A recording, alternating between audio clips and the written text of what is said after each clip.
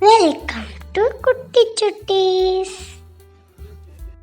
Hello குட்டீஸ், இன்னைக்கு நம்ம பார்க்க போற கதை கரடியும் நரியும்.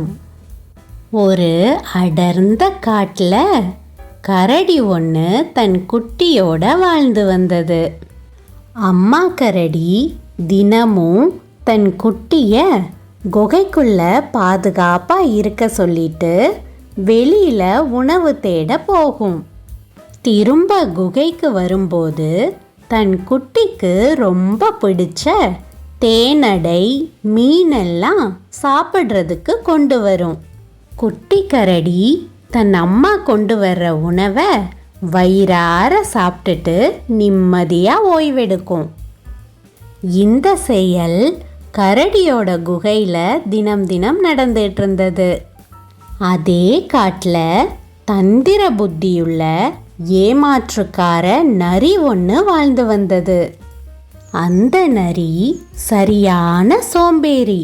தன் உணவை தானே தேடிக்காம மற்ற விலங்குகள் கிட்ட தந்திரமா நடிச்சு உணவை வாங்கி சாப்பிடும். அந்த நரி அம்மா கரடி தினமும் காலையில் உணவு தேட போறதையும் சாயங்காலமா குகைக்கு வந்து குட்டி கரடிக்கு உணவு கொடுக்கறதையும் பார்த்தது. இவ்வளவு நாள் எப்படியோ எல்லா விலங்குகளையும் ஏமாத்தி தந்திரமா பேசி வயிறார சாப்பிட்டுட்டு இருந்தோம். இப்போ எல்லா விலங்குகளுக்கும் என்னை பத்தி நல்லா தெரிஞ்சு போச்சு. நான் பக்கத்துல போனாலே எல்லா விலங்குகளும் தெரிச்சு ஓடுது.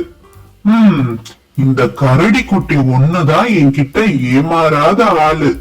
இதுகிட்டையும் நம்ம வேலைய காட்டி கொஞ்ச நாள் நல்லா சாப்பிட்டுக்க வேண்டியதுதான். அம்மா கரடி குகைய விட்டு கிளம்பிடுச்சு. குட்டி கரடி தனியாதான் இருக்கும்.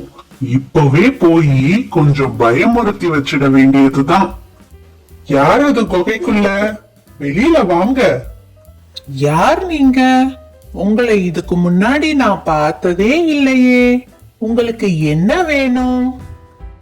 என்னது? நான் யாருன்னு உனக்கு தெரியாதா? முக்கியமான விஷயம் எதையும் உங்க அம்மா உன்கிட்ட சொல்ல மாட்டாங்க போல. சரி சரி, இந்த காட்டோட ராஜா சிங்கத்தை பத்தி தெரியுமா? ஓ, தெரியுமே. எங்க அம்மா சிங்கராஜாவை பத்தி நிறைய சொல்லி இருக்கிறாங்க. அந்த சிங்கராஜாவோட மந்திரி தான் நானு. அவரு எந்த முடிவு எடுத்தாலும் என்கிட்ட தான் யோசனை கேட்பாரு. நான் சொன்ன யோசனைய தான் செயல்படுத்துவாரு. என் பேச்சை எப்பவுமே தட்டவே மாட்டாரு. நான் யார கொன்னு சாப்பிட சொல்றேனோ அவங்களதான் சாப்பிடுவாரு. ஓஹோ, அப்படியா? சரி சரி, இப்போ என்ன எதுக்காக பார்க்க வந்தீங்க? உங்க அம்மா தினமும் உனக்கு பிடிச்ச உணவா தேடி தேடி சேகரிச்சு கொண்டு வந்து கொடுக்கறாங்க போல. நாளையில இருந்து அவங்க கொண்டு வர்ற உணவை நீ சாப்பிடக்கூடாது. அவங்களுக்கு தெரியாம எங்கேயாவது மறைச்சு வச்சிடணும். உங்க அம்மா காலையில குகைய விட்டு கிளம்பினதும் நான் இங்க வருவேன். நீ மறைச்சு வச்ச உணவை எடுத்து எனக்கு கொடுக்கணும்.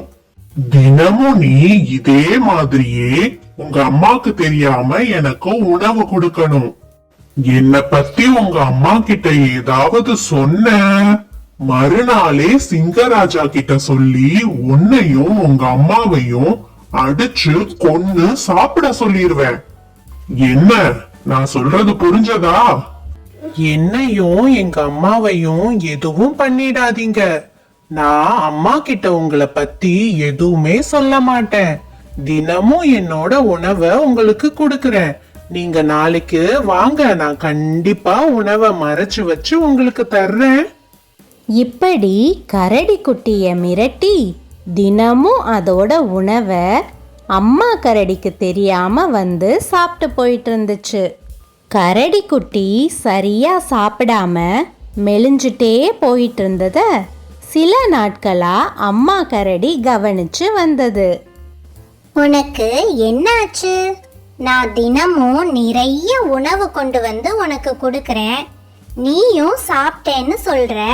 அப்புறம் ஏன் இப்படி மெலிஞ்சுக்கிட்டே போற?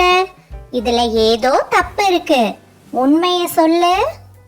எதுவா இருந்தாலும் என்கிட்ட மறைக்காம சொல்லு. அப்பதான் என்னால உனக்கு உதவி செய்ய முடியும். அம்மா, சிங்கராஜா கிட்ட மந்திரியா வேலை பார்க்கறாரே நரி, அவர்தான் தினமும் வந்து என்னோட உணவை சாப்பிட்டுட்டு போறாருமா. உங்க அம்மாக்கு தெரியாம தினமும் எனக்கு உணவு கொடுக்கணும். அப்படி கொடுக்கலன்னாலும் இல்ல உங்க அம்மா கிட்ட சொன்னாலும் நான் சிங்கராஜா கிட்ட சொல்லி உன்னையும் உங்க அம்மாவையும் கடிச்சு சாப்பிட சொல்லிருவேன்னு சொன்னாருமா. அதனாலதான் நான் பயந்துகிட்டு உங்ககிட்ட எதுவுமே சொல்லல. ஓஹோ, எல்லாம் அந்த திருட்டு நரியோட வேலைதானா? அந்த நரி ஒன்னும் சிங்கராஜா கிட்ட எல்லாம் வேலை பார்க்கல. அது உன்னை மிரட்டி உன்கிட்ட பொய் சொல்லி ஏமாத்தி உன் உணவை தினமும் சாப்பிட்டுட்டு இருந்திருக்கு. சரி, நான் சொல்ற மாதிரி கேக்குறியா? நாளைக்கு காலையில நான் எப்பவும் போல குகையில இருந்து வெளியில போற மாதிரி போய் பக்கத்திலேயே எங்கேயாவது ஒளிஞ்சுக்கிறேன். நரி எப்படியும் வழக்கம் போல உன்னோட உணவை சாப்பிடுறதுக்காக குகைக்கு வரும். நீ நரிய குகைக்குள்ள கூட்டிட்டு போய் கொஞ்ச நேரம் பேச்சு கொடுத்துட்டு இரு. நான் குகைக்குள்ள வந்து அந்த நரிய ஒரு வழி பண்ணிடுறேன். அம்மா கரடி எதிர்பார்த்த மாதிரியே மறுநாள் காலையில நரி கரடியோட குகைக்கு உணவு சாப்பிட வந்தது. தூரமா ஒளிஞ்சிருந்த கரடி அம்மா நரிக்கு பின்னாடி வந்து நரிய நல்லா துவைச்சு எடுத்துடுச்சு. நல்லா அடி வாங்கின நரி இனிமே இந்த குகை பக்கம் தலை வச்சு கூட படுக்க மாட்டேன்னு சொல்லிட்டு திரும்பி பார்க்காம அங்க இருந்து ஓடியே போயிடுச்சு.